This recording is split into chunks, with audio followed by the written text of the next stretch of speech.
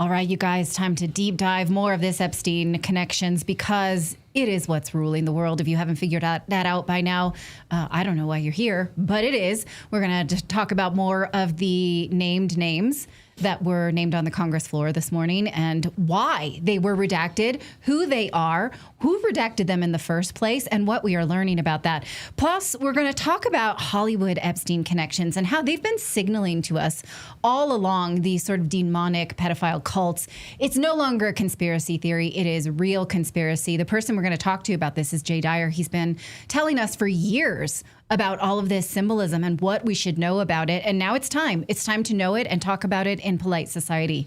Are you in a polite mood? I am. Eyes wide shut, of course. Yeah, we're going to talk about that. And we're also going to talk about Howard Lutnick. Calls for Howard Lutnick's resignation. He just got up in front of the Senate just a short time ago and was grilled over his lies about his associations with Jeffrey Epstein. Why did he lie? Why did he lie in interviews? Why did he lie to the American people about his associations with Jeffrey Epstein? Is there any money that was handed over there? We'd like to get those answers. The White House saying, nope, they're sticking with this guy. Okay. Anyway, we're going to talk about all of that and so much more here on the show today. Thank you guys so much for subscribing and being a part of our community. We really appreciate it. Whether you're on Rumble, whether you're on X, whether you're on YouTube, thank you guys so much for your support. Before we get to all of that news, we got to tell you about this. Early onset dementia and Alzheimer's are rising fast. Listen to this. Some reports show diagnosis up 373% in people between the age of 30 and 44, and up 311% in ages 45 to 54 in the United States in recent years. And here's what's wild. When we talk about brain disease, we usually talk about the brain, but a lot of researchers point to chronic inflammation and oxidative stress as major drivers. And more evidence ties those processes right back to your gut bacteria. That's right, because your gut and your brain are in constant communication. The gut-brain axis, as they call it. And your microbiome can influence inflammation, mood, memory, and cognitive function. And that's why I would tell you about our friends at Kimchi One, the Brightcore, the makers of Kimchi One, because there are studies showing that kimchi's bioactive compounds may help support brain health, including memory, cognitive function, and it's loaded with probiotics. So Brightcore created Kimchi One because it has all the benefits of real kimchi in a convenient capsule. No taste, no smell, virtually no sodium at all. Made in the USA, non-GMO. So right now you can get an exclusive offer. If you click the link below, for 25% off your entire order if you go to mybrightcore.com/redacted. Or an even better deal is if you call them. You'll get 50% off if you just get on the phone and talk with them. They want to develop a relationship with you. Imagine that. In America, they want to have a relationship with their customers. So call 888-404-6312. And by the way, their team from Brightcore called me the other day because I put in my own order. I buy them myself, so I made a big order. And one of the team members just called me, had no idea who I was, and just said, hey, I'm calling from Brightcore. I just wanted to see how you guys are doing. Were you happy with your order? Any problems at all? Let me know. I was like, oh, everything's great. But he'd had no idea who I was and just called me out of the blue just to check up on me, which was super cool. So anyway, check them out and give them a call. 888-404-6312. Big fans of the team over at Brightcore. I take it every day as part of an adult, it's so exciting when someone asks about your microbiome. Right. Thank you for asking. I can talk about it until the cows come home. Right. So thank you for calling. I appreciate it. So, hey, get your questions in now for Jay Dyer. Jay Dyer is going to be joining us here in a few minutes to talk about the Hollywood Epstein connection, Eyes Wide Shut, Stanley Kubrick, all of that. So demonic symbolism in pretty much every Hollywood movie and concert that you go to. So any questions you have, drop them here in the comments. Any questions you have specifically, any super chats you want to get in, we'll try to ask Jay as we interview him here in about 10 minutes or so. But first, we got a big update to get to here. A new batch of Epstein co-conspirators have finally been named thanks to the work of Congressman Ro Khanna and Congressman Thomas Massie. Ro Khanna just took to the floor of the House of Representatives and blasted the DOJ for clearly trying to hide these names. Watch. Mr. Speaker, yesterday, Congressman Massie and I went to the Department of Justice to read the unredacted Epstein files. We spent about 2 hours there, and we learned that 70 to 80% of the files are still redacted. In fact, there were 6 wealthy, powerful men that the DOJ hid for no apparent reason. When Congressman Massie and I pointed this out to the Department of Justice. They acknowledged their mistake, and now they have revealed the identity of these six powerful men. These men are Salvatore Navora, Zorab Mikaladze, Leopig Leonor, Nicola Caputa, Sultan Ahmed bin Sulayem, CEO of Dubai Ports World, and billionaire businessman Leslie Wexner, who was labeled as a co-conspirator by the FBI. Now, my question is, why did it take Thomas Massie and me going to the Justice Department to get these six men's identities to become public? And if we found six men that they were hiding in 2 hours, imagine how many men they are covering up for in those 3 million files. Bingo. Now, maybe we should point out, here are the names again: Salvatore Nora, Zorab Mikaladze, Leonev, Nicola Caputo, Sultan Ahmed bin Sulayman. Of course, we're going to talk more about him on Thursday here on the show and do more of a deep dive. Billionaire businessman Leslie Wexner. But just on the Leslie Wexner part, named as a co-conspirator here. Now, Wexner, you may have known, was Epstein's main financier. He gave him one of the largest apartments in New York City. Epstein had full power of attorney over all of Wexner's assets, and he is a billionaire, continues to be. He's one of the founders of Bed Bath & Beyond and a founder of Victoria's Secret and La Senza, one other I'm missing right now. So he amasses great amount of fortune, and Epstein, having very little experience in personal finance, becomes his main guy. Now, we have known this since at least 2008 when Epstein was deposed and the lawyers who represented the victims asked about Wexner. We've known that since way before that. The question is, why did the DOJ never have him testify? Why was he never interviewed? All we can see from the files is that he was deposed 2 weeks before Epstein died. And then, oh no, Epstein's dead. I guess we don't have to do this anymore. And we don't know. Now we know that the DOJ all along has labeled Wexner a co-conspirator. So what did they do with that? Did they investigate him? Did they ever go? They never raided his house, as far as we know. They never impaneled a grand jury, as far as we know, unless it was sealed indictments. We don't know. Why has he been protected all along? Why does he go free? What happened after he replaced Epstein with somebody else? Did that other guy we talked about him yesterday, did he do anything? We don't know. What we do know is that he is a prominent donor to Israeli causes. He is a Jewish businessman. We do know that he had alliances with Ehud Barak, the former prime minister.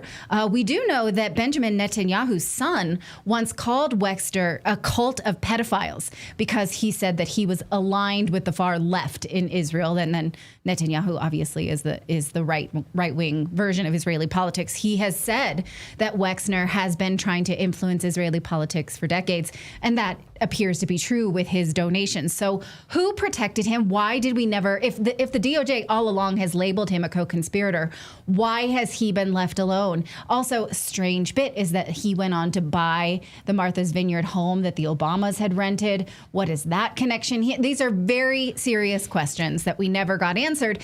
And yet, when we have been screaming about Lex Wexner for over a decade, the DOJ said nothing. And we now know they did, in fact, label him a co-conspirator. So that's major. That we knew it. We've been screaming his name forever. And now they're like, yeah, we've been on that one. So we're like, and then? Well, also, it's worth pointing out that Kash Patel was lying when he said this about co-conspirators. Watch. There's no credible information. None. If there were, I would bring the case yesterday that he trafficked to other individuals. And the information we have, again, is limited. So the answer is no one? For the information that we have. In the files? In the case file. Okay. So now, we don't know that Wexner was trafficked to. We don't know that he trafficked from. What we know is that Epstein had a source, very mysterious source of massive amount of wealth that allowed him to have these different layers around the world. And it is improbable that Lex Wexner did not know about it. Now, people have made the connection. Victoria's Secret is a place to go and get young girls, people who want to get into the funnel of Victoria's Secret models? What happened there? These are valid questions. Well, and yes, Whitney Webb, who's been a guest on our show, she's been covering the Les Wexner piece of this story for years here on Redacted. This goes back many, many years, and she called it out. So she knew about it. If she knew about it, why was the DOJ hiding it? A very good question from Ro Khanna. Meanwhile, more calls for Howard Lutnick to resign today from the Trump's cabinet as Commerce Secretary or be impeached. So Howard Lutnick said recently in an interview that in 2005, his 2005 visit to Jeffrey Epstein's home left him so revolted that he cut ties with Epstein. But today, in front of Congress, now that the Epstein files have been released, he had to totally revise his bullshit story. Watch. Lutnick, I think you understand the root of concern here. It's the way you described very emphatically your first encounter with him in his apartment, said you were disgusted, would never have any contact with him again. Did you, in fact, make the visit to Jeffrey Epstein's private island? I did have lunch with him as I was on a boat going across on a family vacation. My wife was with me, as were my 4 children and nannies. I had another couple they were there as well with their children, and we had lunch on the island. That is true, for an hour, and we left with all of my children, with my nannies and my wife, all together. We were on family vacation. We were not apart. To suggest there was anything untoward about that in 2012, I don't recall why we did it, but Mr. Secretary, again, as I said, Yeah. You don't recall. The emails make it clear why he did it. He set it up purposefully and gave all the ages of the teenagers. So yes, the new emails show that Lutnick remained in contact for years afterward, including a 2012 email discussing a visit to Epstein's island and a trip and a lunch with Epstein and his own children. By the way, as Chili Pepper in our chat room says on YouTube, says over 30% of the people killed in the Twin Towers worked for Howard Lutnick. He didn't go to work that day. He then profited off of the event and supported Israeli initiatives. I don't think I knew that. Yeah, well. Thank you for that. Let's follow that trail. Yeah, I mean, he's been interviewed many, many times about how devastating it was to lose all of his employees and all of that, obviously. So, but yes, I mean, exactly, was he being covered here and protected? So, and then reporters today, of course, swarmed him after his testimony, and he's just smiling and sort of grinning ear to ear as he's being pressed about why did you lie and why were you continuing to hang out with a convicted sex offender? Watch. People about your interactions with Epstein? Did you have any financial involvement with Jeffrey Epstein? Why did you keep contact with Jeffrey Epstein after he pled guilty to sex crimes? Come on, give us some space. Give us some space. What do you say to the Democrats calling on for you to resign? Give us some space. Mr. Epstein, people of your level in the British government have been Someone called him Mr. Epstein. Give us some space. Give us some space. Why did you keep contact with Jeffrey Epstein after he pled guilty? I look forward to testifying today. Did you mischaracterize your relationship with him? Some space. Why did you say you found him gross but still kept in contact with him? What do you say to those who are calling for you to resign now? Are you willing to speak to Congress about this? I'm going to speak to Congress right now. Do you expect to be asked about Epstein? Why did you mischaracterize? So yeah, excuse me. On his way in. Yeah, go ahead. So if I'm around somebody that truly creeps me out, I mean, one of two things is going to happen. I'm going to put them on their ass and leave, or I'm just going to leave. But like, I'm not going to go back around them no matter how, like, what the situation is. And I sure as hell am not going to bring my kids. Yeah. Right. You know, like it's just, yeah, I don't get that. To the Creep Fest, like, private island. You're going to bring your kids and your wife and allow them to go off and just sort of play while you're having lunch with Jeffrey Epstein on his private island? What part of philanthropist do you guys not understand? I mean, come on. I understand philanderer. I don't understand philanthropist. Yeah. So the White House, after this testimony today, said we're going to stand by him. You know, nothing to see here. Don't worry about it. So I guess he's fine inside the White House. It is worth pointing out, though, a bit of a weird sort of dichotomy between President Trump and Howard Lutnick on this specific issue, because it's something we reported earlier this week. A newly unsealed court document revealed that Donald Trump called the police on Jeffrey Epstein in 2006. The document reports that the president called then Palm Beach Police Chief Michael Ryder to thank him for investigating the, quote, disgusting sex criminal Jeffrey Epstein. Those are Trump's words in the document to the police chief. And it's now part of the FBI record. It sparked an investigation into Epstein. And Trump told police, thank you for investigating this disgusting sex criminal Epstein, along with his, quote, evil partner, Ghislaine Maxwell. Turns out, according to the FBI, Trump was one of the, quote, very first people to call the police about Epstein, end quote.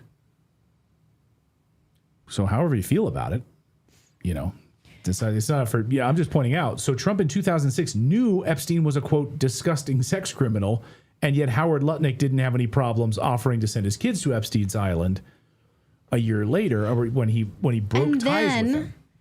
President Trump doesn't have any problems surrounding himself with people who are connected to the new appointed, about to be appointed Federal Reserve chair. Kevin Warsh. Who had connections to Epstein, appointing Bill Barr as his attorney general. Right. When Bill Barr is connected to Epstein's circle intimately. It was his father that gave Epstein his first job. It makes no sense that he would be both a whistleblower and then constantly surrounded by this circle. I can't make heads or I'm not prepared to make heads or tails of that. I'm extremely uncomfortable with it. Well, and as someone points out in our chat, Tara said in our chat says, and Pam Bondi was the local DA in charge of Epstein's sweetheart deal at the time. So again, you're right. So all of these people that were so he called him. If that's true, I have no reason to believe it's not true, because in the FBI's record and the chief of police confirmed it, and we have the police report confirming it. So, I mean, it might be fake. Well, I don't know. Yeah. He was saying he was disgusting sex criminal. And evil Ghislaine Maxwell. And thank you for investigating these weirdos. And then you surround yourself with all these people who are kept company with them. Right. It doesn't make sense. I mean, Clayton and I have had certain communities where I don't think we want to hang out with those people anymore. And then we make sure we don't go to events adjacent. Right. That's how normal people behave, I think. I don't think that makes us virtuous. I think that makes us normal. So then how do you surround yourself with people adjacent? Right. But then that just kind of begs the question, then why is the Trump administration then so adamant about hiding anything in the Epstein files? Right. And is it simply to protect all of these people? I mean, to protect the Sultan from Dubai, to protect people like Howard Lutnick, to protect people who might be embarrassed by their associations with him? Yeah. Here's a question in our chat room from Cassie. Thank you for your $9 super chat. It says, what are your thoughts on the redacted versus unredacted names of the non-victims in the files? Were they already known, expendable to the higher-ups in the evil organization, so they were offered up and they were unredacted? It's a great question. It's a question we're going to ask, hopefully, Congressman Massey and Ro Khanna about specifically, because I think first of all, there's a lot of mistakes in these redactions, as clear, they redacted certain names throughout the documents, and then they left certain documents with those exact same names unredacted. Well, why did you redact them over here but not redact them here? It makes no sense. So there's a lot of mistakes in these documents. I don't know what nefarious things they were up to, but clearly with these 6 names that they purposefully withheld, people like Leslie Wexner, why wouldn't you release those names? Yeah. Seems it's clear obfuscation and covering up. Yeah, I mean, that's just it. I think the names that they've made sure get redacted are the ones with something to hide. Yeah. People that are named in the Epstein files but don't have anything to hide, there's no real reason to redact those, which just goes to me to show that it's not like just pure incompetence, that there's malicious intent in here and who they are redacting. Right. King US says in our chat room, the issue, in my opinion, is that a lot of the victims became perpetrators. I think you might be onto something there. Yes, we'll talk about that another time. You're right about that. All right, we're going to talk about Hollywood here in a second, and Eyes Wide Shut, and all of those Hollywood connections to the Epstein network. And we're going to dive deeply into that with Jay Dyer. So get your questions in now for Jay. We'll talk to him in a second. But first, we want to tell you about our friends over at Masa Chips, because if you want to hit your weight loss goal or your health goals in 2026, well, you need to start with moderation. You can't just cut out all chips. If you live in American society, we need to have our chips, right? We need chips. We need chips. It's Taco Tuesday. We will be having chips with our dinner tonight, but we want to make sure we're making the best choices. Now, we use masa chips because masa chips contain just 3 ingredients, corn, sea salt, and 100% grass-fed beef tallow. So no seed oils, no mysterious chemicals, just real food. They don't just avoid all the bad stuff. They taste incredible, too. There's a reason that they're sold at Sprouts Farmers Market nationwide. That's a big deal. So snacking on masa chips is nothing like regular chips. You actually feel satisfied because they're hearty. It's like Mexican restaurant tortilla chips. They're fantastic. They're not light. They're actually satisfying. You don't have that bloat, that sluggish feeling after because you ate too much. So try them for yourself. Go to masachips.com/redactednews. Beef tallow fried chips, you guys. Come on. Use the code redactednews and you'll get 25% off your first order, or scan that QR code that you see on your screen. One more time, that's masachips.com/redactednews. And we want to tell you about Rumble Wallet. Oh man, when they rolled this out a few weeks ago, you felt the earthquakes. A lot of the big banks not happy with it. You've seen the conversations happening online, right? Censorship is back. It's happening everywhere. Platforms controlling narratives, pushing the stuff they want us to see. We need to fight back. And Rumble is the only company that has stood the test of time and deserves our support. On one side, Rumble is challenging big tech censorship, but now on the other side, they've just introduced something that will give us protection from big banks shutting us off. You saw what happened to the Gray? Did you see what happened to our friends at the Gray Zone last week? Yeah, they shut down their PayPal account. The Gray Zone, one of the great journalism teams in the world, frankly, and they just shut them down. Again, that's exactly what's happening to these conservative commentators. They will just shut you down. With Rumble Wallet, you control your money. Not a bank, not a government, not a tech company, not even Rumble can touch it. It's yours, only yours to protect your future and family. So that's why they launched Rumble Wallet, a wallet that no one can cancel, and a wallet that supporters can use to instantly tip creators like ourselves without any middleman taking any cuts. So it's not only a way to buy and save, but it also allows you to support your favorite creators by easily tipping them with the click of a button. There'll also be no fees when you tip our channel or anybody else that you want to support on Rumble, and they receive that tip instantly, by the way. So you can buy and save digital assets like Bitcoin, Tether Gold, all in one place on Rumble Wallet. Tether Gold is real gold on the blockchain with ownership of physical gold bars. So you can support our show today and other creators just by going to wallet.rumble.com. Download Rumble Wallet today, open an account, and step away from the big banks. Wallet.rumble.com. Well, the release of the Epstein files shows us that elite sexual rituals depicted in the film Eyes Wide Shut are real. Our guest today is Jay Dyer. He's been researching this for years, showing how Hollywood has been signaling this to us for decades. Now, if you haven't seen the movie Eyes Wide Shut, I'm not suggesting you go and do that. It's about elite sex rituals that are meant to solidify hierarchy, power, and control. When the film was released, it was dismissed as kind of boring and unrealistic. Now, in light of the Epstein files, it reads as psychologically accurate, honest, and maybe even restrained. The film's director, Stanley Kubrick, died after he made the final edits, so he was never able to be asked about it. So the question is, why did Hollywood elites allow this film to be shown? What are we seeing here? How do we know? What are we looking at? So Jay Dyer, welcome back to Redacted. Thank you so much for joining us.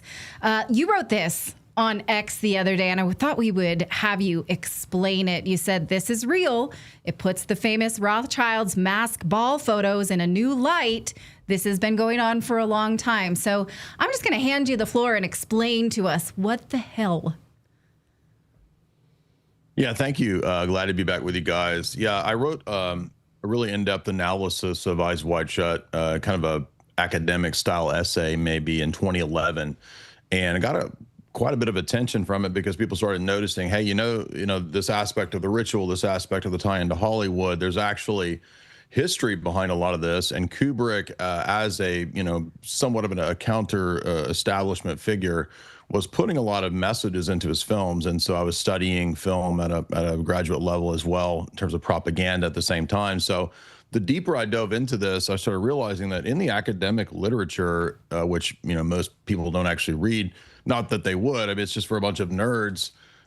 They started coming out with books 10, 15 years ago about the relationship of the CIA to Hollywood at an academic level, right? So Normal people aren't reading this. This isn't really in the media. You had, even right after 9/11, there was academic texts like Operation Hollywood. And what these books were describing was this intimate relationship between high-level A-listers, producers, directors, the Pentagon, the NSA, the FBI, as well as other foreign intelligence agencies, obviously the Mossad and British intelligence. And so turns out there's always been this really close relationship between film, propaganda, the deep state, intelligence agencies, and it turns out sex cults. And so I thought that Kubrick's film was just so profound in that it ties in all of that stuff together, because if you don't recall, or if you're not aware, the narrative of the story is that Tom Cruise is this sort of, wealthy, mid-level New York elite doctor who gets invited to a very, say, higher tier billionaire level party. And the invitation is sort of mysterious. We don't exactly know if he's supposed to be there, if he's not supposed to be there. But what he stumbles upon is essentially there's a tier of people above him that are engaged in international or ritual sex type stuff, including murders, assassinations, probably suggesting other things, with the Lily Sobieski character being underage trafficking of girls and so forth. And there's even a curious line in the film where when the Tom Cruise character goes to the costume store and he says, what do I need for a masked ball, a Renaissance style masked ball? And the director, the owner of the costume store, who's a trafficker himself connected to the network, they say, you're going to need this special cloak.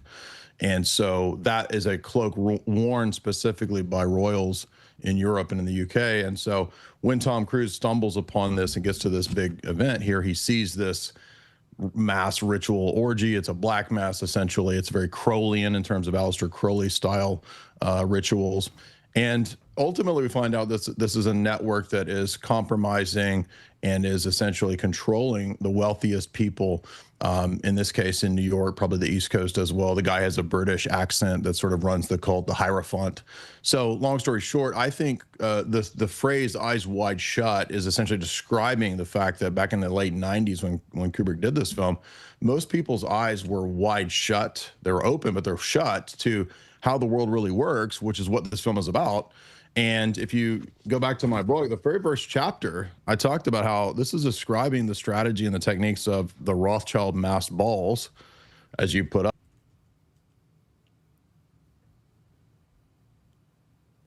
Did we just lose audio? I think we just lost. Yeah, we just audio. lost Jay's. Yeah, for some reason, Jay, you're muted on Zoom. Yeah, so just the masked ball essentially was I think a perfect setup for how you could compromise people. And that's kind of what we get with Tom Cruise and his character in this sequence, is that he's brought in, he's perhaps being inducted, it's unclear, but he's definitely in the position of being compromised. And we notice throughout the film's narrative that this cult has all of the powers and abilities of an intelligence agency at their disposal. They're able to fake the news stories, they're able to assassinate, right? And there's this cult element where the other model who takes the place of Tom Cruise says, don't kill him. I will be the sacrifice for him. I will redeem him. And that has to do with earlier in the film, because Tom Cruise's character is a doctor. He saved her life at that first party. So look, this is high level stuff. This is telling us everything about how the world really works. It's based on an older German novel called Traumnovelle. And I think that novel was updated by Kubrick on purpose to tell us they're really into this underage stuff. And that's also a theme in many Kubrick films. Lolita, Barry Lyndon, on and on and on. Dr. Strangelove, you have this idea that the elite want younger people to abuse, to traumatize, and they run the world through these cult networks. So I want to get into Stanley Kubrick in a second, because I've studied his films for years, and when I went to film school back in the day, I want to get into that piece of this and his mysterious death, and of course the edit that we never got to see. So just put that on the back burner for a second. But you mentioned the Rothschild's balls. Forgive the way of saying it. Well, he has pictures. If we could put them up, they're incredibly Don't put creepy. pictures of their balls up. Yeah, don't put the Rothschild's balls up. I don't want to see those things. But let's call them galas. Yeah, let's call them galas. So, Jay, what happens at these galas? What exactly are we looking at here, and what is the history of these things?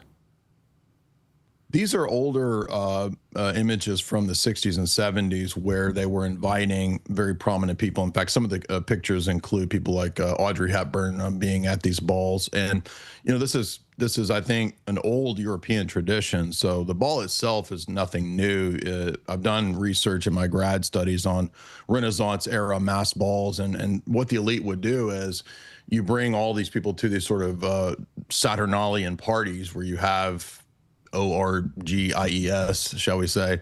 And that goes back to, like I said, medieval Europe. And for a long time, it could be a very excellent, it's a perfect setting to compromise people. So if you go into the history of sexual blackmail and these kinds of operations, the Rothschilds were at the front of this for many, many centuries. In fact, in terms of Epstein himself, the Robert Maxwell was a front for the Rothschild operation, and I think you guys have talked to Whitney Webb. The first few chapters of her book detail how Maxwell was brought in as a frontispiece, a kind of a facade for the Rothschilds to be a corporate takeover artist, to be this publishing magnate that was a front to cut out. And that was all at the behest of both British intelligence and Israel as well at the same time. So the Rothschilds seem to really be perfect at this. It's a science that they perfected. In fact, there's some information and indications. People have written some books theorizing that if you go back to the Cambridge spy ring and the famous story of the Soviets that defected, many of whom were, by the way, homosexual.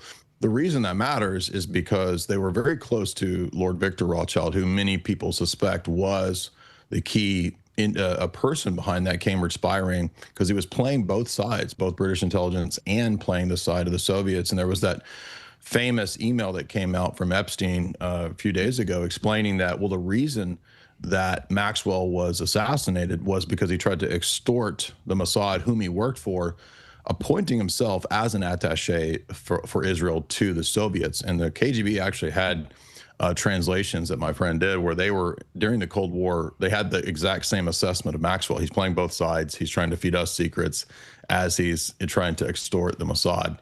And that was supposedly, according to Epstein, the reason why they took him out. Now, the reason I say all that is that, again, this is, as Epstein himself says, a Rothschild operation. He is a agent, an attaché, a legate of the Rothschilds. Many emails confirm this, including business deals beyond just being a legate.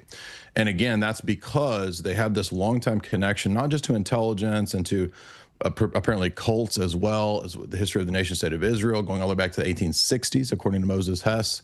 It's also because they're an elite, powerful European banking dynasty. And intelligence really comes out of banking. This is something a lot of people understand. They think, oh, it's James Bond, it's assassinating people, it's this, that.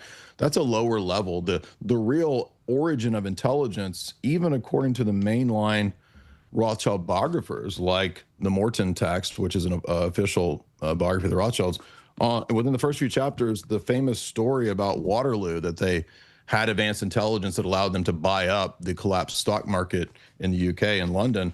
That's true. They all brag about that. They're like, yeah, absolutely. And the way we were able to do that was advanced intelligence. It's not an accident that when David Rockefeller sets up his banking empire, it's because he comes out of military intelligence. He brags about that in his memoirs. So we got to understand that intelligence, cults, networks, and even Hollywood all tie together. There's no perfect example than this. Wow. So what do you think Eyes Wide Shut was trying to tell us? Were they trying to warn us, or it's because it's part of their ethos to tell us to do it in plain sight? So I've gotten to know Vivian Kubrick, Kubrick's daughter, since writing my books and doing all this. And we've had a lot of conversations. And the way Vivian describes it is that she says her dad was a genuinely anti-establishment person. She thinks that he did have some spiritual sensibilities about him, even though he was kind of agnostic. He did believe in, inexplicable, mysterious types of phenomena. So he wasn't like a total rank materialist per se, but she said that his perspective was that, he had seen a lot, done a lot. When he was younger, he was a little more naive when it came to Spartacus and films where he was perhaps more so on the socialist communist side. And after many years, as he got, more mature and older, the themes in his films, I think, really are accurate. So I don't think Kubrick was intentionally part of a conspiracy or trying to cover things up. I think he really was saying, look, here's what's really going on. People don't understand it. I don't know any other way to convey it other than the art form that I've chosen, this medium. But I would say in terms of the film itself, again, it's almost like the film is a ritual itself. It's kind of an initiation process, because the character of Bill Harford is, totally eyes wide shut at the beginning. He doesn't know how the world really works. He thinks he's at the elite top of, the power structure. He's a very successful, wealthy, multi-million-dollar doctor in New York. And then he meets this whole other class of people who live a totally different, untouchable, free from any legalities, doing whatever they want, do what thou wilt worldview. And he's totally mystified. He has no idea it just totally destroys his world. And one of the themes throughout the film is Freudian, sexual, psychoanalysis type stuff. I won't go too deep into that, but the point of that is that just like he's struggling with his own sexuality in his marriage, he realizes that the elite, they use sexuality as a currency to control the masses. So I think that those are the key elements of what Eyes Wide Shut is trying to tell us, is that we're actually ruled by elites who have no morals, no moral compass whatsoever. They're absolutely satanic. And even though the film doesn't explicitly mention, Satanism or Crowley, the very ominous sort of reversal music that's played is actually something that Aleister Crowley was into, which was taking music or taking speech and reversing it to teach people the principle of what he called inversion, or taking good things and proper things and then inverting them to their opposite. A lot of people who have a satanic worldview or a very dark, hermetic worldview, they think that you can actually gain power by doing that. And perhaps if the film is portraying this ritual perspective, that would explain a lot, especially if you think about the Epstein-Bannon interview, which we just live streamed on my channel yesterday or a couple days ago. Epstein basically seems like he's into, Kabbalism and into the occult. So I think there is an overlap there. So a couple of things here on... Kubrick co-wrote, if I remember correctly, he co-wrote the movie Eyes Wide Shut, and it's based on like a 1920s, right? 1920s novella. Yeah, Traum novella. Yeah, like a German novella at the time. So it's clear like this has been happening for many decades, right? So this wasn't like a new idea. He's trying to, expose Hollywood. This had been going on for decades, and this was a modern adaptation of something that's been happening for more than hundreds of years. Yeah, we did for example, on my channel, we did a lecture through a book called Sexpionage by just a mainline historian, Walter Bower.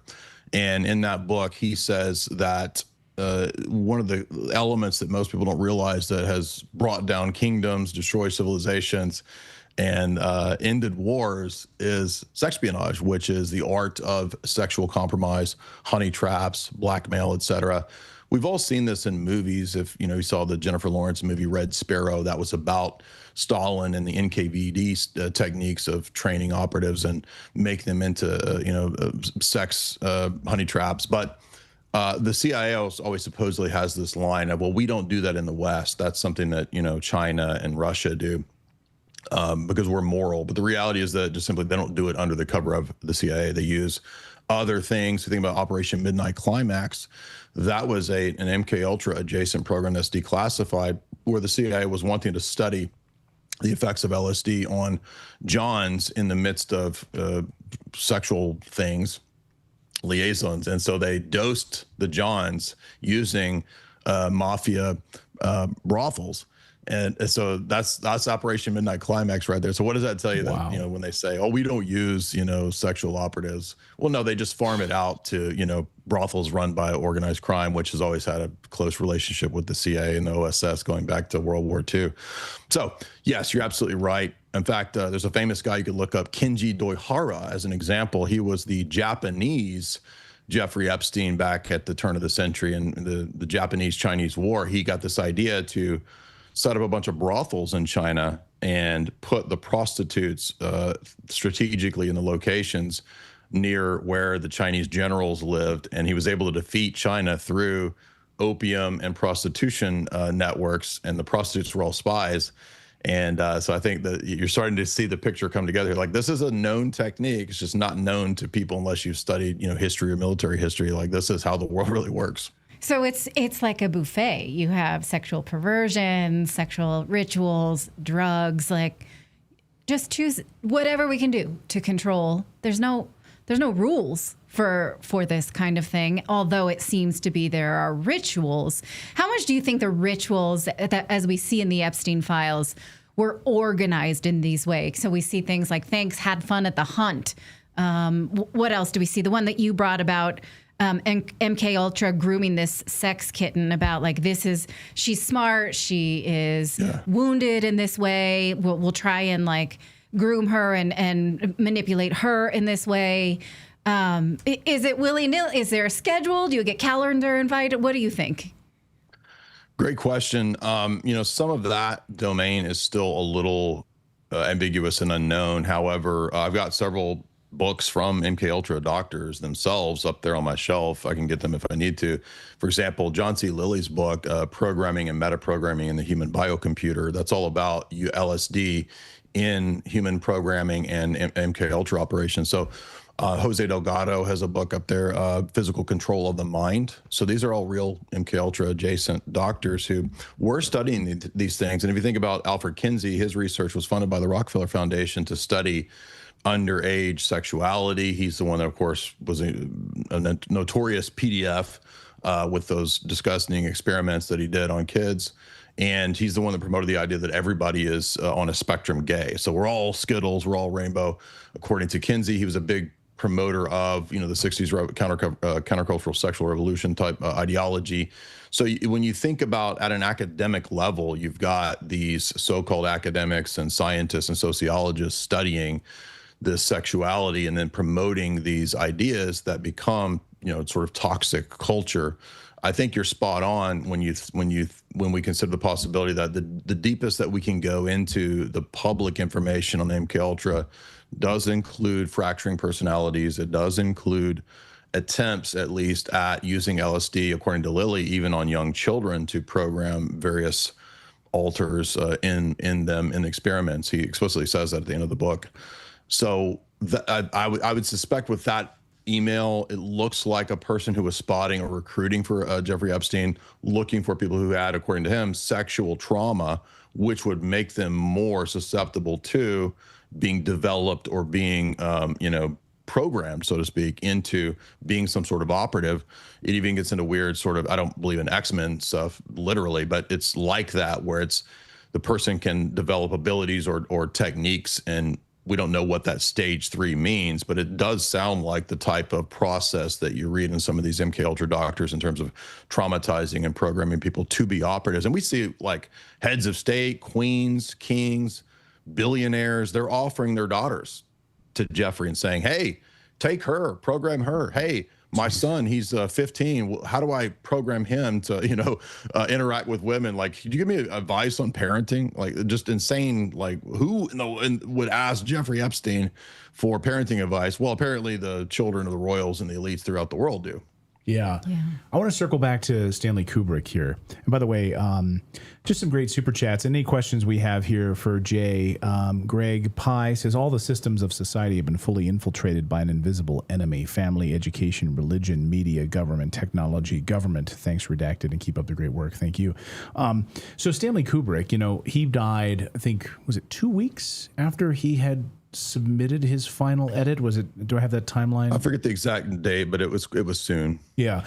And so the edit that he submitted of the film, we've never seen, right? Unless you've seen it, or maybe, I'm sure maybe, no, I've not. Maybe Vivian has seen it. I'm curious if his daughter has seen it. Yeah, I've asked Vivian about that because, of course, this is a question that's asked a lot, and she says and claims that she doesn't have any information on that, so she doesn't. Reportedly, it was destroyed, right? I mean, apparently, according to reports, it was destroyed. And so the cut then, Jay, maybe you can talk about this. The cut we ended up seeing in the film removes like a huge swath of the child pedophilia stuff that he was in. I guess, does Vivian believe that he was exposing it? Like exposing the child pedophile rings, and that's why like the Hollywood edits that when we got it finally released, they removed that edit of the film. My suspicion would be that it was removed because it suggests all of that. And that actually explains some of the details in the cuts that we do have that don't kind of make sense. Some of the little nods, for example, clearly that's what's going on with the Over the Rainbow, costume store, because the the guy that runs the costume store, sends Lily Sobieski out, who's intentionally underage. She's like supposed to be like around 14 or so. And then she's coming out flirting with Tom Cruise when he's trying to buy this cloak. And then she says, "You're going to need an ermine cloak," or something like that. And you can't even hear the line because she whispers it unless you have the subtitles on. But that's suggesting that he needs a cloak that European royals and nobility wore. But it's also suggestive that she's been there already. She's been to these parties. So this guy is connected to the parties, and he's a kind of networking fixer. If you remember, when Tom Cruise gets there, he walks in and he sees these two Japanese businessmen that are all dressed up like women, and they're partying with Lily Sobieski, who's, you know, underage, running around in her underwear. So those details, which are kind of odd and not really, they don't really come up elsewhere in the film, make a lot more sense if the cut of the film was suggesting what you're saying. Now, sometimes I see, you know, the algorithm serves me things about Illuminati type symbolism in, say, a Taylor Swift concert or a Beyonce concert. My sister went to a Beyonce concert and left absolutely convinced that that was all Illuminati symbolism. And what, you know, these theories say is that they have to show us what they're doing, that that's a part of it. And so you can never tell if something is a warning or a part of this. What do you think of that? And not just this film, but other pop cultural consumptive products? Yeah, great question. I mean, there's probably all the above, because we have a lot of history of evidence and declassified documents, for example, about a lot of A-list actors being spies. You go back to the World War II era, and we had people that were suspected of being spies, like Marlene Dietrich, who people thought she was a Nazi spy, but she actually worked for, or wanted to work for, the OSS. We have Jimmy Stewart was an informant for the FBI, for example. We have Cary Grant was informing on Errol Flynn for the OSS. Yeah. We have a lot of famous people like Julia Child, who were spies for the OSS, and then onwards up into today, where you've got people like Ben Affleck, for example, who openly has talked about working, consulting with the CIA on several films, including Argo, which is ironic because Argo is a film about the CIA doing a fake film during the Iranian Revolution. So it's also meta. Yeah, it's super meta. Exactly. It's getting into reality, which is also odd too, with Tom Cruise being so heavy in Scientology and then fronting this film. Yeah, exactly. So there's a lot of meta stuff going on with some Has of this. Has he ever indicated that he believes this as a social warning? I don't watch People magazine or anything like that. The only thing I could come up with Tom Cruise in this, and I put this in the third book, was that back right after 9/11, there was some public news articles discussing Tom Cruise wanting to be a kind of PR consultant type person promoting the CIA. So I don't know if Tom Cruise is in the CIA or anything like that. The only thing I found is that there were articles right after 9/11 saying Tom wanted to do CIA promotional type stuff. And we've actually seen, if you go watch the clips on YouTube, there's Jennifer Garner has CIA promotionals that she did as a PR operative working for the CIA as well, because she was on the show Alias with J.J. Abrams, who Abrams says the CIA consulted on Alias. So a lot of consultation and this, you know, a lot of propaganda has gone on in films that people just don't know about. But Wag the Dog, by the way, is a film that's actually about the CIA producing films. Anyway, long story short, I think probably all the above. You've got a lot of blockbusters tend to be heavy with the propaganda because they know so many people are going to be watching those. But there's a lot of art house films, a lot of independent films where the directors really do have a desire, I think, to, you know, expose truth and get the truth out there. I've done interviews with Sean Stone. I think several Oliver Stone films had the intention to expose things and get the information out as far as Oliver Stone knew at that time, you know, with JFK or with, you know, the Snowden films. So I think it's all the above. Yeah. Chili Pepper in our chat says, Jay, do you believe in the protocols of Zion? That's a good question, because that document pops up in Russia, and you have a Russian monk named Sergei Nilus who discovers it, and we don't know the provenance of it or where it came from, and it describes a pattern of how to subvert governments, how to sort of infiltrate, take them over, deracinate the people, and eventually sort of erect a world government around Zion.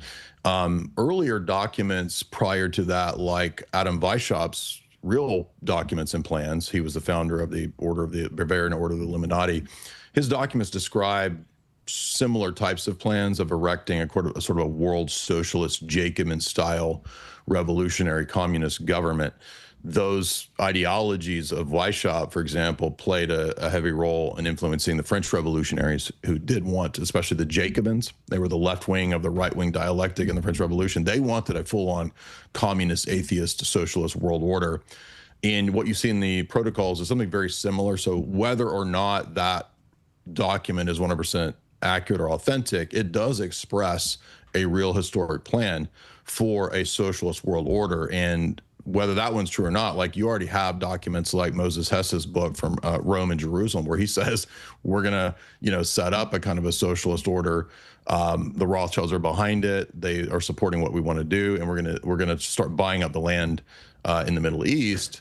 And that was in the 1860s when he says that in his book. So I would say there's a real plan for a socialist order. You talk about playing the long game. Well, yeah, I know, and planning and programming. I mean, you mentioned something at the very beginning I wanted to kind of circle back on, which is like this predictive programming, and they're sort of setting us up. Many people in our chat room are saying like this is all like they lay the groundwork for us through Hollywood, right, in books, and we saw that, of course, with Close Encounters of the Third Kind. Steven Spielberg reportedly saw one of the famous film actually from the United States military, where a craft did land.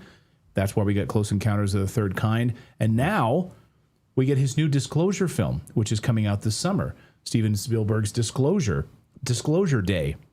And as we're moving towards disclosure, I'm hearing reports from different sources that President Trump's team has already written like a UFO disclosure speech that the president is prepared to give. So it's like all coming out now. We're getting, congressional hearings and testimony and documentaries. And now Steven Spielberg is about to launch his big film. It just smells weird to me. It's like he's in on it. We know this. Well, anyway, I don't want to put words in your mouth, but what do you think about the predictive programming? They're about to have a big disclosure moment in the U.S. and Steven Spielberg is helping with it. Yeah, there's a whole section in the first book, Stark Hollywood 1, where I covered the role of Spielberg, I think, in predictive programming and propaganda. He's definitely a longtime propagandist at a very high level when it comes to, stuff, especially back during the Reagan era. Reagan actually appropriated quite a bit of money and focus on, in the 1980s, getting Hollywood to produce very pro-military, pro-USA propaganda. Not just for the Cold War and the collapse of the Soviets, but the reinvigorating of the American imperium, which we later see in the 90s. That's the PNAC document ends up being the same ideology of the neoconservatives to have the rebuilt American empire. So, you saw in the 80s a lot of movies like Top Gun. Again, Tom Cruise is there. Top Gun is a huge military promo film. In fact, it was very successful in getting a lot of people to go into the military, including my dad. My dad thought Top Gun made him want to go into the Navy. So it worked. And there was other films that came out, Navy SEALs and others at that time. So predictive programming has that one level, which is just pure propaganda, but you've also got things like subliminals. That's people have been studying that since the 60s and 70s. That does exist to a degree in advertising and film. You've got the element of perhaps an occult connection, where some directors explicitly believe that their films are ritual workings. I think if you look at people like Darren Aronofsky, he's an open Kabbalist. A lot of his films have a very sort of dark Kabbalistic vibe to them. You've got directors like Robert Eggers, one of the top directors out there now. He's openly interested in Satanism and the occult. He talks about reading grimoires and whatnot, and requiring the actors to read grimoires to understand how to sort of instantiate that sort of dark ethos in their acting. The Stanislavski method, that kind of stuff. So there's a lot of layers to predictive programming. But another element, I think, is in terms of psychological warfare. One thing that has been studied is that fiction has the ability to sort of prepare you, condition you, and maybe even anesthetize you to the things when they really happen. So you have these dystopian films for many years that talk about things to come, and then lo and behold, they come about, right? Philip K. Dick's stories have been very well noted for that tendency. Isaac Asimov Foundation, you've got texts from the 60s and 70s that predicted the internet, Silicon Valley, tracking, tracing, all these dystopian texts. But are they also conditioning? I would say on the part of Hollywood, yeah, there's a lot of conditioning that they want to, get the public to accept the stuff when it comes out. And probably I would say with the alien mythos, and in my opinion, the aliens are more demonic. It's a demonic phenomena. And in that regard, probably what they're doing is preparing the people for the announcement of some disclosure that, I don't know if you guys have ever read Arthur Clarke's Childhood's End, but Childhood's End is a text written by a guy who was into Crowley, and he was a PDF, right? Arthur C. Clarke, the famous sci-fi guy. And, he co-wrote 2001. Well, Clarke says that it's basically a demon. It's this cloven hoofed, character that's behind the alien phenomena when the aliens arrive and announce their disclosure. I covered that in my first book too, I think, covering the film Signs, the Mel Gibson film, which I think hints at it being demonic. Gosh. I mean, and I am also sensitive because my grandfather was a survivor of the Japanese Holocaust, that Asians are not allowed to use that word, Holocaust, and that all of the Spielberg programming is only about the Jewish Holocaust and ignoring all of the peripheral tragedies that happened at the exact same time in greater numbers, in fact. And so that seems to me very purposeful, that we are programmed to think of only one group's suffering. So when you tell me that Spielberg is part of a CIA co-op, that makes a lot of sense to me. I guess, I was talking to my mother about this the other day. My mother, she likes to read books that Costco put out, so she likes Michelle Obama and Meghan Markle because of Harry. She's just basically, she's programmed by this various, and I'm like, you have to be really careful, Mom, about celebrity worship because you don't know what's behind it. And she was very, after the Epstein files, amenable to this message, where she hasn't been before, where she's like, don't talk bad about Meghan Markle, which is a hobby of mine. And so, I think that it's helpful that we can see it now. It's important to know it. There's a great comment here. They're supposed to show us what they're doing because it's the sin to ignore it. And I love that framing of it. So, we're here now. We can talk about this in polite society. I think that that's progress. Absolutely. Yeah. This was something that was absolutely taboo. I read my first text on this subject in 2004. I went and dug this out of my library, and it's a now out of print book, but it's written by a Catholic journalist, and it's called Lucifer's Lodge, and it's the history of SRA in the Catholic Church up to 2004. That was my introduction to this, and I was kind of, shocked, obviously, at the time because I was in my 20s and had no idea that the world was this dark. But you start to realize it's not just one institution, right? It's not just Rome or the Vatican that seems to be tied into these things. You start reading about the history of British intelligence when I was doing my grad work on Ian Fleming. And, well, Ian Fleming, turns out he's writing into his stories, real things that he saw as a high-level British intelligence operative. He's putting it into films that they're actually involved in international crime, trafficking, blackmail, all of this. So James Bond is actually more of a villain than he is, the hero, if you get into the real history of this stuff. And when I think about, for example, Epstein, right, like he doesn't seem to be he's not a top of the pyramid kind of guy. He's more like a mid-level fixer, crime consultant kind of guy. He's like, let me help you figure out how to do more crimes. Yeah. And then I'm an expert at crime. And then I think about, well, if you remember Inspector, and this is just one example, and obviously that film included some propaganda, but the recent James Bond with Daniel Craig and Christoph Waltz, Spectre, who's Waltz is playing Blofeld. There's this great scene where Bond is infiltrating one of their international meetings, and I think it's happening in Rome or something, which made me think of the Club of Rome and that old document with Maurice Strong and the Rockefellers. But he gets in there and they're having this giant, elite tabletop meeting, and the criminals are all organized. They're all like, "Sir, we have had an upwards tick in $40 billion money laundered this year. Yes, I would like to add that we've had 30,000 more cases of human trafficking, up from last year, 30%. So they're like listing all their crime stats as like how profitable they've been. Yeah. And I'm like, this is literally the Epstein, the emails are literally like Spectre. Yeah. Right. Yeah. Yeah. Yeah, and they're putting it all out there. Like, oh, well, how do we skirt laws? how do we go around the United States legal system in order to carry this out for human cloning? It's like you're literally reading like an Ian Fleming novel. Exactly. It's crazy. I know. Truth is stranger than fiction. Strange. Yeah, we lived down the street from where Ian Fleming worked when he was in Portugal and at the Hotel Palacio there, and just crazy what he was doing at that hotel and during the war and all that. Just fascinating stuff. Jay, thank you for your encyclopedic knowledge of this, and it's been absolutely fascinating. And we hope you'll come back. And obviously, we're going to continue as we go through the other 3 million documents if we ever get our hands on those. And I'm sure there'll be so much more to talk about. But thank you so much for your great work. Really appreciate it. Thank you, man. Appreciate it. And yeah, if anybody wants, you can get Esoteric Hollywood at my website, jaysanalysis.com, in the shop. What's the name of the website again for people to go to? jaysanalysis.com, and in the shop there is, you can get any of my books, 1, 2, and 3. There's 3 episodes now, 3 installments of Esoteric Hollywood. So I just put the 3rd one out, covering basically everything that we covered today, but in 3 different books. Awesome stuff.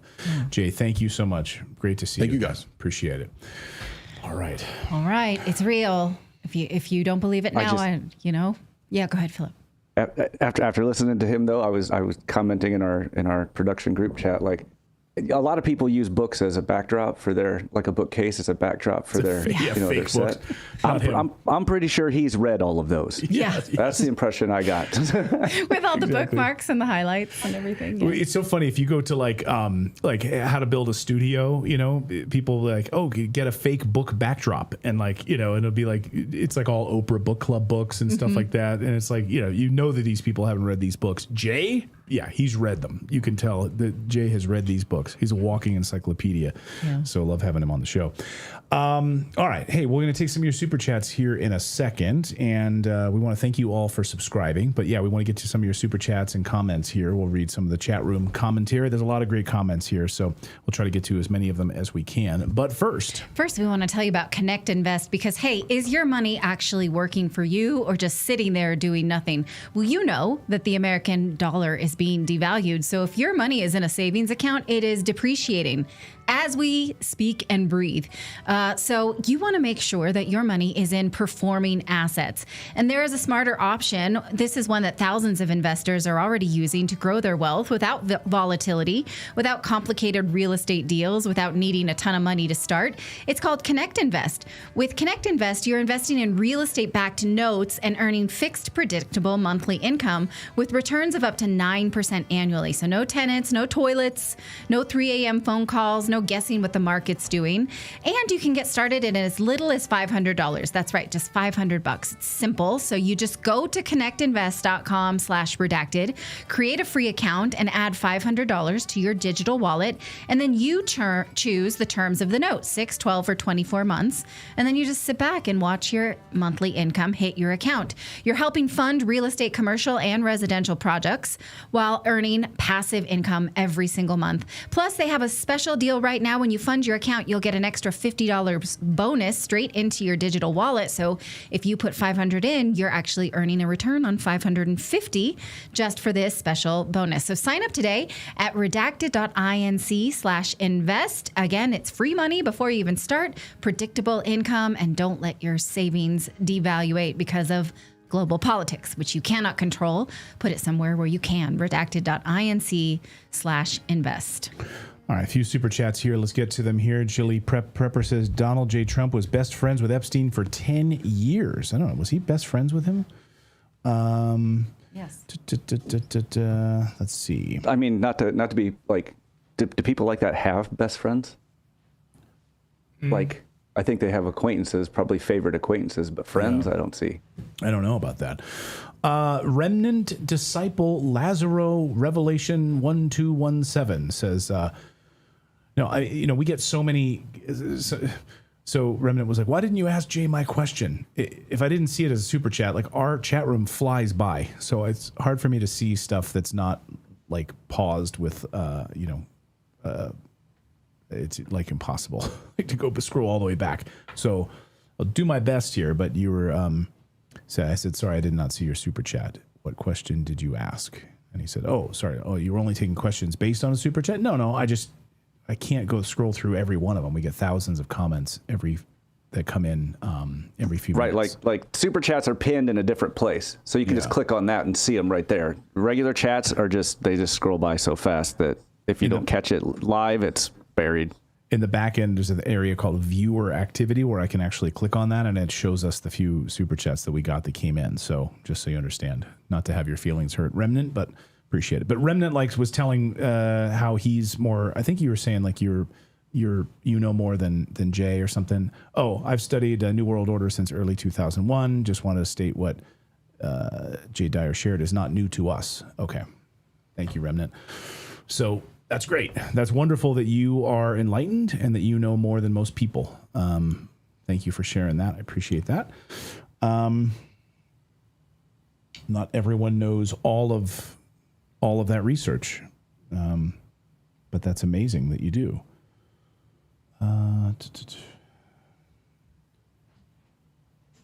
AK Steve says, Representative Massey, many Epstein emails were sent via Gmail, not secure or hidden systems. Does that suggest confidence in immunity? And should Congress investigate how this was allowed to persist?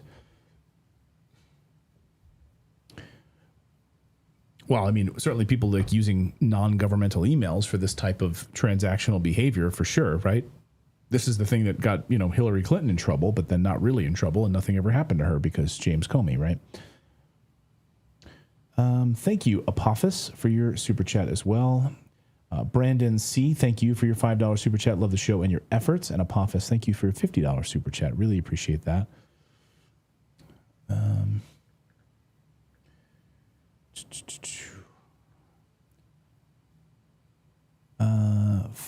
False Fisa, I'm sorry if I'm pronouncing your name correct, says, hey there, just want to say thank you. You're doing a fantastic job with your news reports on YouTube. Excellent work, especially on the Epstein stories. Thank you so much.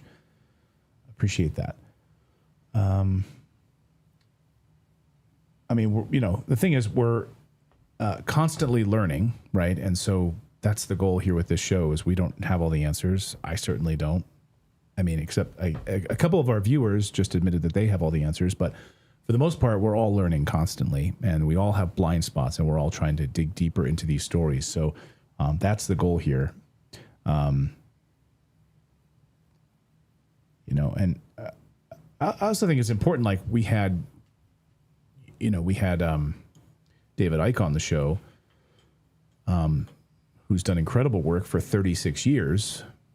And I saw one comment that was like, but there's other people that have done more work than him. It's like, okay. So we should only ever have on the person who's now 95 years old and doesn't even have a computer and can't do internet access. But okay, I appreciate that. Who is the person that knows everything? Like right. the point of having multiple like experts out there is they kind of like specialize in certain things. Now I can't think of a single person I would be like, yes, that person knows absolutely everything there is to know about the Epstein files. Right. You're not going to find it. Right. It's just it doesn't exist. So you have to get multiple people with multiple perspectives who each have a little bit of the pie. Right. And so we're covering multiple angles here on this show because I think arguably it's the biggest story in the world right now because it's not just about Epstein. It touches so many pieces of the story from ufology to advanced propulsion technology. I mean, it touches pedophilia, Hollywood, our government officials, this entire Satanist network, child trafficking, why we create wars, why we're openly pushing for war in Ukraine so we could destabilize the country and sell off their children in a massive sex trafficking operation, which is still going on, by the way.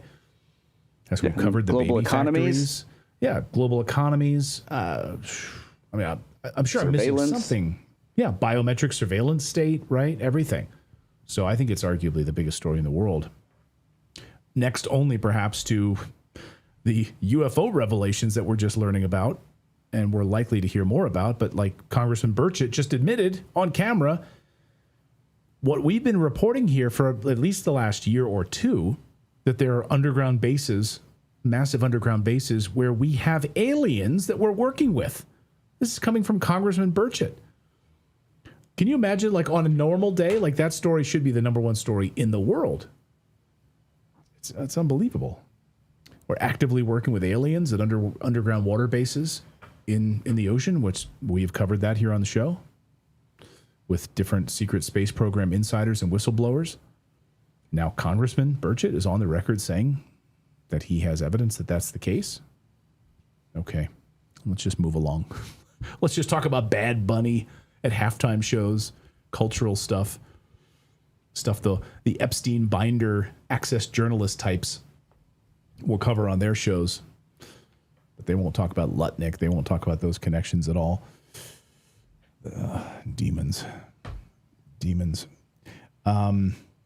YouTube is heavily...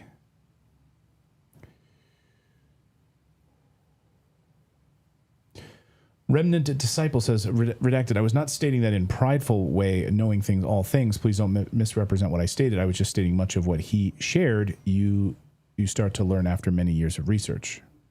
Right. Well, that's what I'm saying. But also, you were the one last week to comment when I mentioned we were having David Icke on the show, and you were saying, but you got to have this other guy on because he knows more than David Icke. It's like, okay. So I know that you know everything, or that you think that other people should know as much as you on a particular area, and therefore we shouldn't have on somebody like David Icke, who spent 36 years researching this stuff because there was somebody else out there. So I'm just seeing a pattern here with what you're saying. That's all. So I'm not, okay. That's all I'm saying. So whether or not you're being prideful or whatever, I'm just saying we can all show a little humility about things we don't know. And just because you've been researching something for 40 years doesn't mean that everyone who's watching has also done that. Or maybe you know more than Jay Dyer, and that's amazing. That's also great. And I'm thrilled that you do. Yeah. I'm not in here bragging about, my extensive knowledge on aqua socks on a daily basis, But you do it privately, and I want to ask you to stop. Privately? He won't shut up. He won't shut up about it all the time. Do you guys see the new pink ones that just came out? No, I don't even know what the hell you're talking about. Aqua socks? Come on. I have no idea. Aqua socks. You ever been in a river? You just bareback into a river? Oh, you mean like the shoes that allow you to walk on stones? Yeah. Yeah. As an avid fisherman, I figured you'd at least wear them once in your life. He probably wears waders. I'm trying to get a hold of Bearskin to see if we can't come up with some kind of redacted collaboration with the aqua socks and hoodies. That'd be great. Yes, Remnant, I know you said Fritz Springmeier, who, yes, wrote, the Illuminati book from back in the day. I'd love to have him on. I think he's, 70 years old or something like that. If he's able to do it, we'd love to have him on.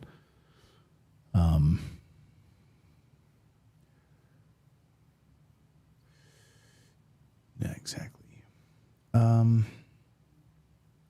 Fritz Springmeier.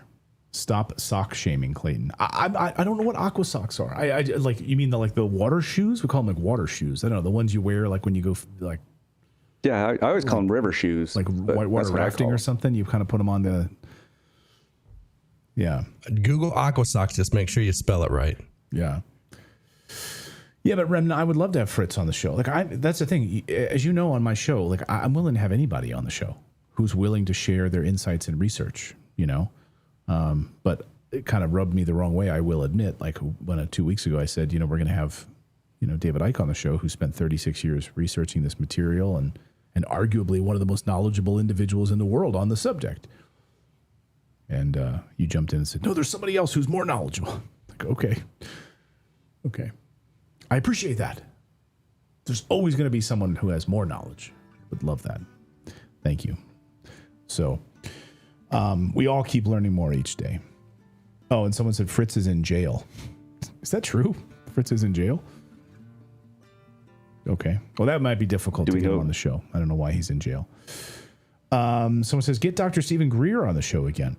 That's the thing. It's again, I get stuff, I've had Dr. Stephen Greer on the show multiple times, and then I get him on and people are like, why did you have Stephen Greer on the show? Other people have Stephen Greer on the show.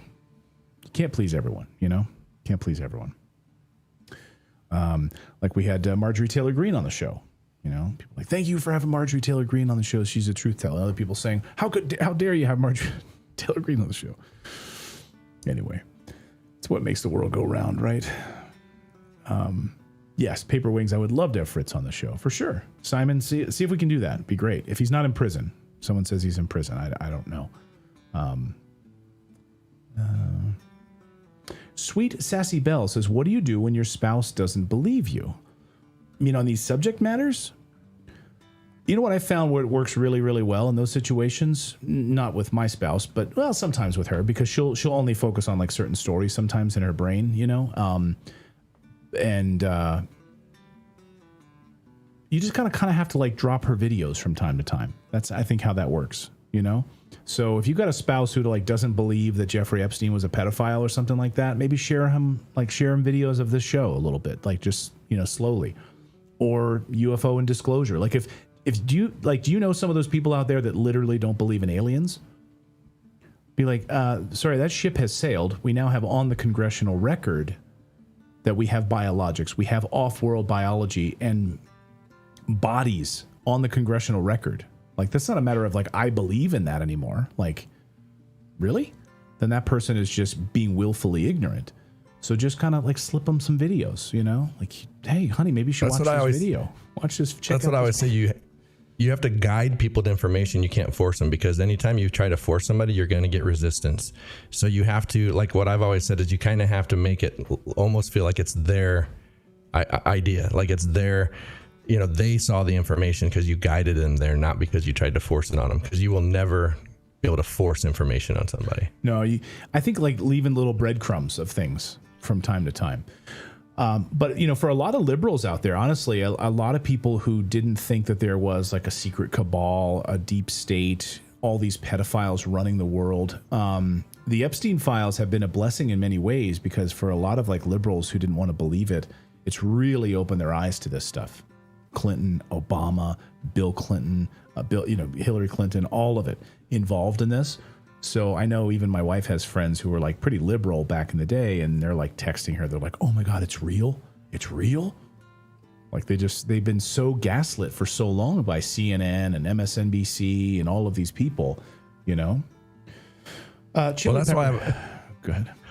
I was just going to say, that's why I've always argued, you know, like when we would talk about certain subjects and people will be like, why are you calling it that? Why it's a bioweapon. It's like, you have to use language that doesn't sound conspiratorial to guide them, and then let them get there. Because if you start with all of those words, the things that we know, then it shuts them down, because then they're like, that's the narrative they're hearing from like the mainstream media. Like, oh, these are conspiracy theorists and all this other stuff. So you kind of have to pull back on your language. Yeah.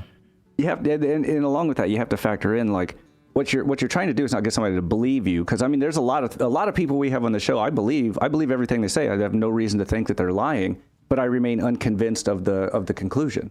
And so it's like if you're trying to convince somebody of something, you're not going to do it by shouting it's a bioweapon at them. That is not a convincing argument. Right. And yeah, so because it's sometimes like we'll do stories here, and then someone in the chat room will be like, "That's a bioweapon," or "That's all a psyop." It's like, okay, maybe, but show me the evidence, you know? I just want the facts. I just want the evidence. I don't have an agenda. You know, I think, you know, all these people are corrupt. I can count on one hand the number of politicians that I have any trust in at all. Most of them are all corrupt. They're all dirty, you know? And when you tell me that, like, this is a bioweapon or this is the agenda specifically, prove it to me. Just show me the evidence. Show me the evidence that leads to that conclusion, and I'll be right there with you, you know? So, you know, I was kind of willing to believe, at least in part, this idea that Epstein his body was swapped out. But now, based on evidence, I don't believe that anymore, based on certain things which, from sources that will probably come to light in the next week or so. I'm not allowed to really talk about it. But I will say that I don't believe that anymore. I believe that he was in fact murdered. That's what I've believed all along, and now I believe I have confirmation of that. So show me the evidence. You know, I was willing to be open to the idea that, according to those FBI documents, there was a van that pulled up, and maybe his body was swapped out, and these sorts of things. But I've seen too much evidence in the other direction to show me that, in fact, he was murdered in that cell Didn't kill himself, but murdered for sure. But anyway, so just again, show me the evidence. Stephen Greer, hey you, in our chat, $5 super chat says, Stephen Greer will tell you big disclosures coming tomorrow, and then 2 years later, nothing. In my opinion, he's not trustworthy, to say the least. Yeah, well, I don't know. I mean, he really loves to talk. That's for sure. And he really loves to talk. He really loves to hear himself as well, which, hey, does that make him wrong though? He loves to say things. And again, that's one of those things that, like, I have no reason to doubt that when he says that he believes that to be true. But at the end of that conversation, am I convinced? And I haven't been, but yeah, it's like, I don't think it makes him, I don't think you shouldn't believe him. It's just that, are you convinced that that's going to be the case? And, go from there. We should invite a sower of seeds, says $5. You guys should definitely invite Simon Dixon on. You won't regret it. Simon Dixon. I know that name. Blank Giver says Stephen Greer was hoping for disclosure, but he can't control it. And that's the other piece of it that I believe too. I believe that Stephen Greer is sincere. And I believe that what the people that he's talking to on a regular basis, I know for a fact that he's been talking to very high level people inside the United States government, members of Congress, obviously. I know that for a fact. Can he control when the government actually just decides to disclose it? I don't think he has that power. Uptown Fragrance says, please watch Michael Sarian, Origins of Evil, and Peter Legendary Sinister is a must-see. Please watch. Okay, I'll check that out. Pete's Tronak says, isn't it ironic that all of these people that were disgusted by what they saw going on with Epstein didn't think to go to authorities and report it?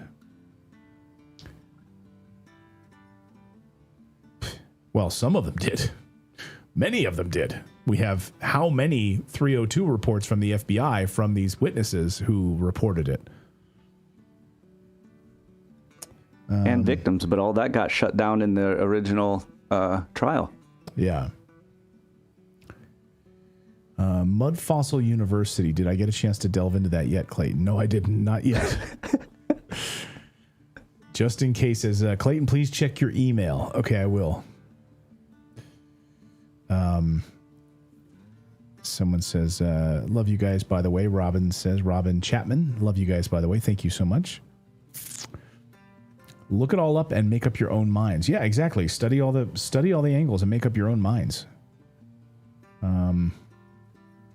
I have looked into Mud Fossil quite a bit, and I very much remain unconvinced.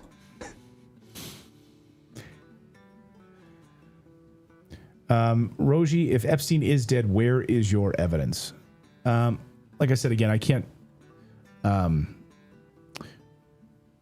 speaking to different sources who are going to come forward with their own evidence on that.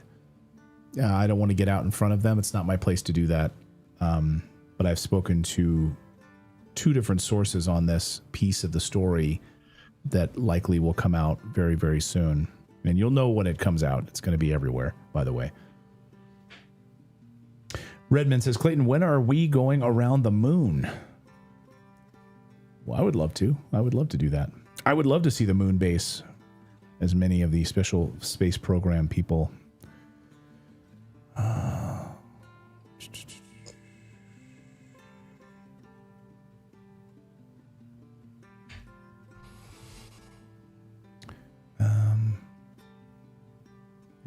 Any other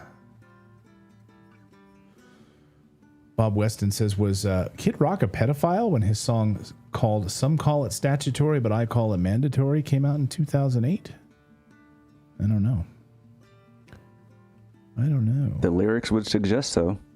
I mean, they're just lyrics, but that is the point of the lyrics.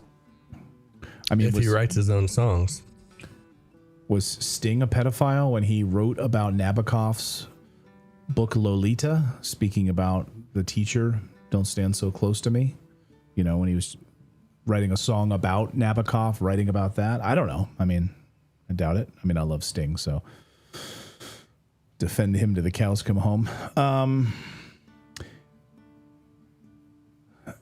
Allie C. Lunatics says, let's lobby Clayton until he gets Graham Moore on the show. Sure.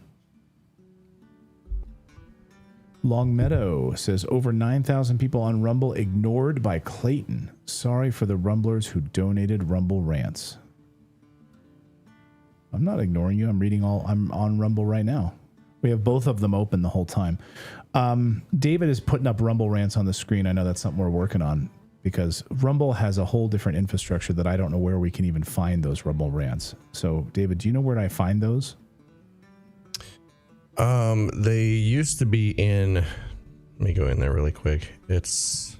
So one thing we're working on this week is that we're going to start putting up on the screen super chats and Rumble rants. So like, is this one here? The Trumps knew about Jean-Luc and Jeffrey since the 1990s. This is why Donald bought just up there too fast. And we also got to keep them up on the screen longer. But so let's work on that because I really want to get that going for super chats. It's something we talked about a few weeks ago. But so David will be able to push those right up on the screen when we do super chats. So Mr. Mike says, Trump's knew about Jean-Luc and Jeffrey since the 1990s. This is why the Donald brought Ms. Universe bought it to protect teen Ivanka from the fashion freaks. Someone was asking about Dr. Sala. You know, Dr. Sala has been in the hospital. I would love to have him back on. We're just I want to make sure that he's okay. And I haven't gotten an update on his health.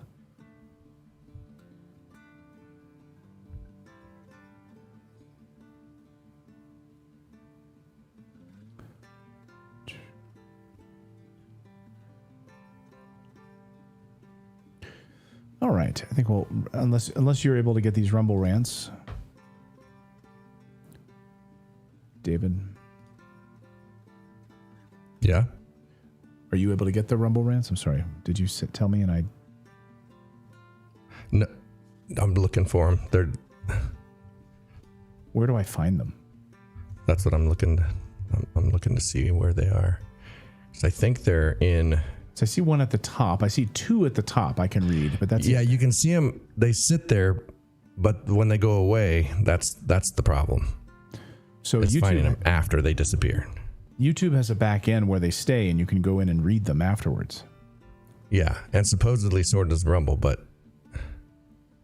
So Active Guardian, figure out where it's at. $1 Rumble rant, says Trump's facilitation of heroin by having our troops guard the poppy fields and the warlords' drug shipments has killed far more people with heroin than his Epstein sins, 1 million worldwide.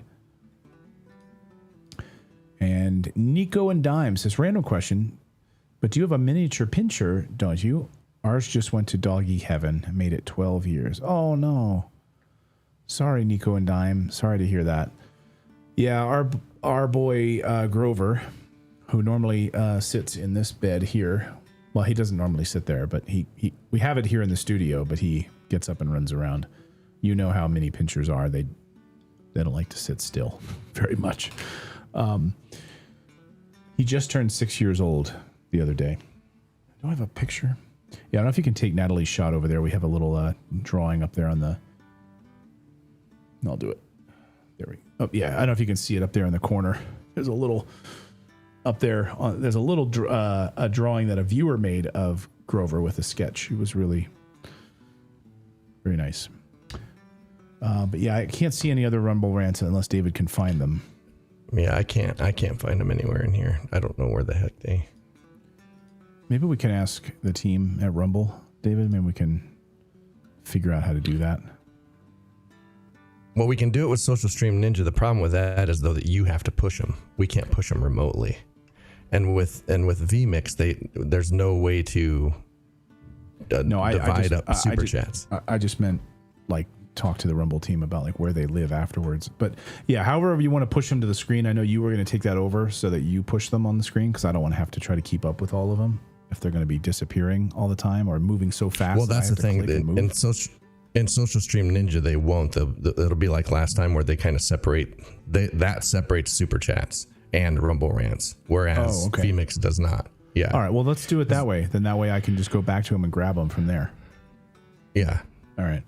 That's already set up on the Mac Mini. I just need to put the URL in there, and then Grim just needs to open it every day. But I cannot find them in here anywhere in Rumble, so I'll all right, reach out to them. All right. Anything else? JT says, please, Clayton, check out Professor Jiang. Very insightful and thought-provoking. I will. Professor Jiang. Danielle Mons says, nobody will be prosecuted. It's a hot topic, but it won't be fixed or prevented in the future. I don't know about that. I think we can go a long way. I mean, that's just being defeatist. I think I'm a glass half full kind of person. I think we can go a long way to stopping massive pedophile rings. I mean, in the same way, we stopped lynching, right? I mean, I think we can stop these things. I'm like a Star Trek Next Generation kind of guy, like I believe in a moral future where we eliminate these types of things. Maybe it'll take us 100 years, 150 years, right? But we'll get there. Remnant says, thank you for your replies to me nonetheless. No, I appreciate the feedback. I'm just, I want you to understand, like, we go to great lengths to get great people on the show, and it's like, oh, you're going to have this pastor come on to talk about Christianity. Why didn't you get Jesus Christ to come on? Why don't you ask Jesus to come on? He knows more than this guy. It's like, we do our best to get great people. And there's always maybe going to be somebody that has maybe more knowledge somewhere. Are they willing to do our show? Can we get a hold of them? Do they even do media appearances? It's just. Well, and we tried to have Jesus on, but there's too much of a delay between his signal. Like it was like almost 2 minute delay. So it's impossible. And Jesus doesn't use Zoom either. Yeah, and his dad said he was grounded that week anyway. So he's old school. He's old school. I'm totally fine to do a sit down. So, but Remnant, I appreciate the feedback. I really do. And by the way, you as a result of you messaging me about that, like as much as I was like, hey, let's listen to David Icke as well. Like I also jumped in and started researching Fritz. So thank you for that. So I do appreciate that. And it takes a lot for me to get like pissed off about anything. I mean, I get pissed off when people like pick on my wife. That's like, or make character assumptions. That's I think the thing that drives me the nuts the most. Like picking on my wife or when people question your intentions. I can't stand that. As if they know what's in your head. I don't know if you guys like that or not, but I've always hated it since I was a kid. Back to when my mom would be like, so I guess you're not going to mow the lawn then this weekend, right? Because she's like, I was doing something with a friend on Saturday morning, and it's like, it's Saturday morning, and I've got the rest of Saturday afternoon and a whole Sunday to mow the lawn and get the job done. So I guess you're just not going to mow the lawn then this weekend. Yeah, that's my intention, to not mow the lawn this weekend because I'm playing with Ben right now. We're playing basketball for an hour. And it used to drive me nuts. Like, I don't know. You can see it still drives me nuts, right? Oh, so I guess you're just not gonna do that today? I never said that. Don't question my intentions. It's the same with my show. It's like, oh, so your intentions are to push this one kind of a narrative or to do. No, I don't. That's not my intention at all. My intention is to try to cover every angle, right? Try to be open and honest and all of that. So that drives me nuts. Like, I'll tell you, if you want to just ask me, you could just ask me. And I'll tell you the answer. But when people, like, claim that they know your intentions, that stuff drives me nuts. Oh, was it your intention to cut me off when you were merging? It's like, no, I didn't see you. My intention wasn't to hurt your feelings or to, Anyway, drives me nuts. Thank you guys for subscribing. We have a great show lined up for you tomorrow. We have a really good show lined up for you tomorrow. We are going to go deep with the person who broke the Pizzagate story. The OG. They ruined her life because of it. They tried to totally bankrupt her. It's an incredible story. I'm very excited to speak with Liz Crokin on the show tomorrow about Pizzagate, the OG reporter who broke that story before anybody else. So I want to give credit where credit is due on that story. So that's going to be tomorrow here on Redacted. So please subscribe. Please turn on that little bell notification so you'll be notified when we go live. Thank you for being a part of our community. Remnant, I love you. I do. And I love all of you guys. Thank you guys so much. We'll see you back here tomorrow at 4 p.m. Eastern Time. Have a great night, everyone.